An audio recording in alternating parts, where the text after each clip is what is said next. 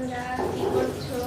তোমাদের সামনে আমি নিয়ে এসেছি আজকে আমার নিরামিষ। তার জন্য আমি তোমাদেরকে একটা রেসিপি দেখাচ্ছি, আলু পটল সয়াবিন দিয়ে ডালনা।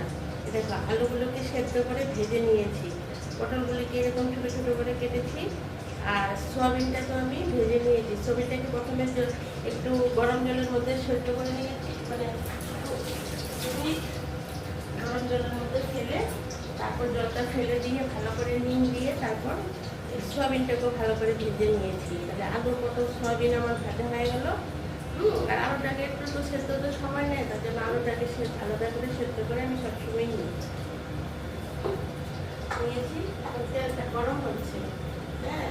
আর এখানে তেলের মধ্যে আমি দুটো তেজপাতা দিয়ে দেবো, তেলটা গরম আছে। এখানে নিয়েছি আমি এইটুকু আদা পেস্ট, আর বড় চামচের এক চামচ জিরের গুঁড়ো, ধনের গুঁড়ো, গুঁড়া লঙ্কা আর নুন।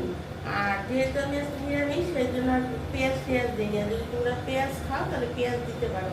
আর নুন হলো স্বাদ মতো, মানে আদা জিরে ধনে বড় চামচ এইটুকু পরিমাণের মধ্যে সব বড় চামচের এক চামচ করে দিয়েছি, গুঁড়ো লঙ্কাও দিয়েছি, হ্যাঁ। এখন আমি তেলটা গরম হয়ে গেছে, তেলটার মধ্যে আমি একটু আস্ত জিরা ফোড়নে দিয়েছি, আর এই মশলাটা আমি তেলের মধ্যে দিয়ে দিচ্ছি।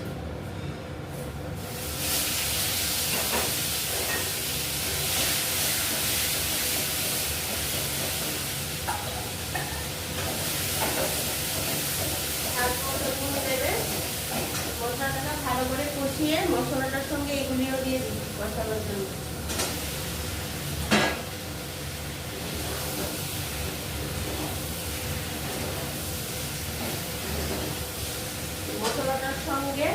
মশলাটা কষানো হওয়ার পর ভাজা পটল সয়াবিনটাকেও কিন্তু আমি কড়া করে ভেজে নিয়েছি, পটল আলুটাকেও ভেজে নিয়েছি। এখন আমি ঝুল দেবো।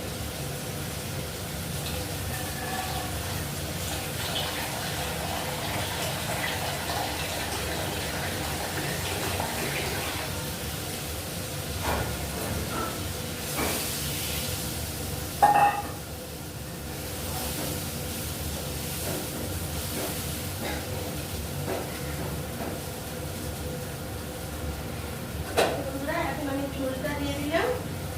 ঝোলটা দেওয়ার পর এখন আমি একটা চামচ গরম মশলা দেবো, ঠিক আছে? এটা তো ছোটো চামচ, তোমার বড় চামচের হলে এক চামচ, ছোটো চামচের হলে দেখা যাচ্ছে পরিমাণটা 2 চামচ দিয়ে দেবো।